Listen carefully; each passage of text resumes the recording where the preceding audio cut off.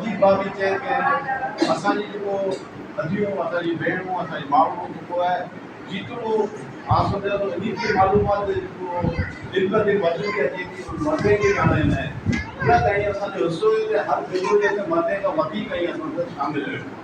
ही वॾी यानी महिरबानी असांजी अदीअ जी ऐं पाकिस्तान फिशर फोक फोरम दायरे जे जुज़ुनि जे लाइ ऐं आंजो साथ असां लाइ करे बाइस फ़ख्र है।